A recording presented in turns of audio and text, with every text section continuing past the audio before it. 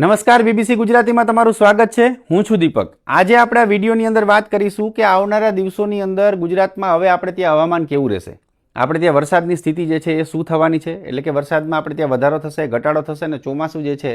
એમાં હવે આપણે ત્યાં પ્રગતિ થશે કે નહીં, એની આપણે આ વિડીયોની અંદર વાત કરવાના છીએ। તો જે લોકો અમારો વિડીયો જોઈ રહ્યા છે, સૌથી પહેલાં તમને વિનંતી છે કે તમે યુટ્યુબને સબસ્ક્રાઇબ કરી દેજો, ફેસબુકને લાઇક કરી દેજો, કોમેન્ટ કરજો, વિડીયોને શેર કરી દેજો અને અમારું વોટ્સઅપ ચેનલ જે છે એને તમે જોઈન કરી લેજો। હવે અત્યારે આપણે વાત કરી રહ્યા છીએ, તમે જુઓ કે આપણે અહીંયા જે છે દરરોજ આપણે આ આંકડાકીય મોડલ જે છે એને જોઈએ છીએ અને આના આધારે આપણે વાત કરતા હોઈએ છીએ કે ભાઈ ગુજરાતમાં આપણે ત્યાં વરસાદની શક્યતા કેટલી છે કેટલી નહીં, બરાબર। હવે તમે જોશો તો તમને ખબર પડશે કે અહીંયા જે છે એ મોટે ભાગે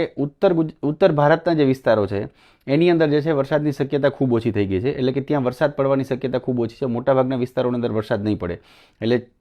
એની સાથે સાથે વરસાદ જે પડશે એ મહારાષ્ટ્રના કેટલાક વિસ્તારો છે તે મુંબઈ એની આસપાસના જે વિસ્તારો છે ત્યાં છૂટો છવાયો હળવોથી મધ્યમ પ્રકારનો, દક્ષિણ ભારતના કેટલાક વિસ્તારોમાં છૂટો છવાયો હળવોથી મધ્યમ પ્રકારનો વરસાદ પડશે અને પૂર્વોત્તરના રાજ્યો જે છે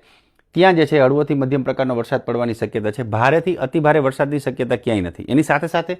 ગુજરાતમાં આપણે લગભગ ગુજરાતના મોટાભાગના વિસ્તારોની અંદર જે છે આવનારા 2-3 દિવસ સુધી વરસાદની શક્યતા ખૂબ ઓછી છે। માત્ર ને માત્ર આપણે જે વરસાદ પડવાની શક્યતા દેખાઈ રહી છે એ વરસાદ પડવાની શક્યતા દક્ષિણ ગુજરાત જે છે એ દક્ષિણ ગુજરાતના વિસ્તારો જે છે ત્યાં વરસાદ પડવાની શક્યતા છે।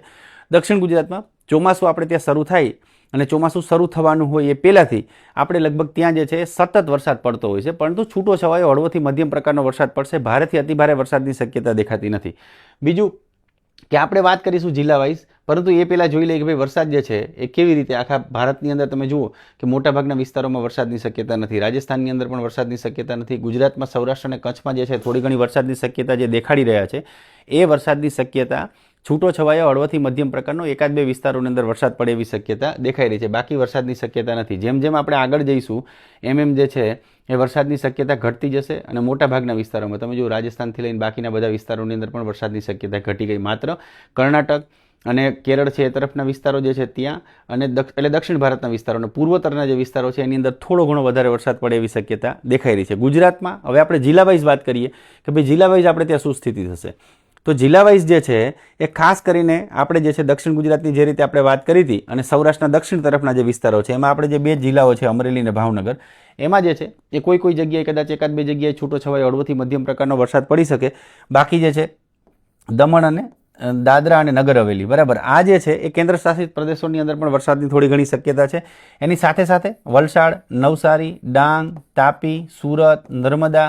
આ જે બધા વિસ્તારો જે છે એની અંદર થોડો ઘણો છૂટો છવાયો હળવોથી મધ્યમ પ્રકારનો વરસાદ પડશે। ભરૂચમાં પણ કોઈ જગ્યાએ એકાદ જગ્યાએ 2-3 દિવસમાં જે છે વરસાદની થોડી ઘણી શક્યતા દેખાઈ રહી છે। બાકી વડોદરા, છોટાઉદેપુરથી લઈ પંચમહાલ, દાહોદ, મહીસાગર, ખેડા, આણંદ, અમદાવાદ, ગાંધીનગર, અરવલ્લી, સાબરકાંઠા છે, પછી મહેસાણા, બનાસકાંઠા, પાટણ આ તરફના વિસ્તારોમાં વરસાદની શક્યતા ખૂબ ઓછી છે। એની સાથે સાથે કચ્છની અંદર પણ આપણે ત્યાં જે છે કચ્છમાં પણ વરસાદની શક્યતા ખૂબ ઓછી છે। સૌરાષ્ટ્ર જે છે આ 2 જિલ્લાને છોડી દો તો બોટાદથી લઈ સુરેન્દ્રનગર, મોરબી, જામનગર, દેવભૂમિ દ્વારકા છે, રાજકોટ છે, જૂનાગઢ છે, ગીર સોમનાથ છે, પોરબંદર છે, કેન્દ્ર શાસિત પ્રદેશ દીવ છે, આ બધા વિસ્તારોની અંદર વરસાદની શક્યતા ખૂબ ઓછી છે, એટલે વરસાદ પડવાની શક્યતા નથી। કોઈ જગ્યાએ કદાચ વાદળો બંધાય ગરમીને કારણે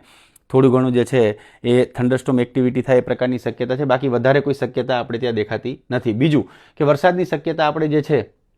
એ ઘણા બધા વિસ્તારોની અંદર જે છે આપણે ત્યાં અત્યારે ઘટી રહી છે, બરાબર। હવે આપણે પવનો જે છે એ આ તરફથી અહીંથી આવી રહ્યા છે, કેટલાક પવનો આ તરફથી ભળીને આવી રહ્યા છે, એટલે ઉત્તર ગુજરાત એની તરફ જે છે અહીંથી પવનો જે આવી રહ્યા છે એ ભેજ વિનાના સૂકા પવનો છે, એટલે એના કારણે જે છે એ આપણે ત્યાં વરસાદ પડવાની શક્યતા જે છે એ ખાસ ઘટી ગઈ છે। પરંતુ હજી જે છે ચોમાસું જે છે એ આવનારા 2-4 દિવસોની અંદર અથવા તો આવનારા અઠવાડિયામાં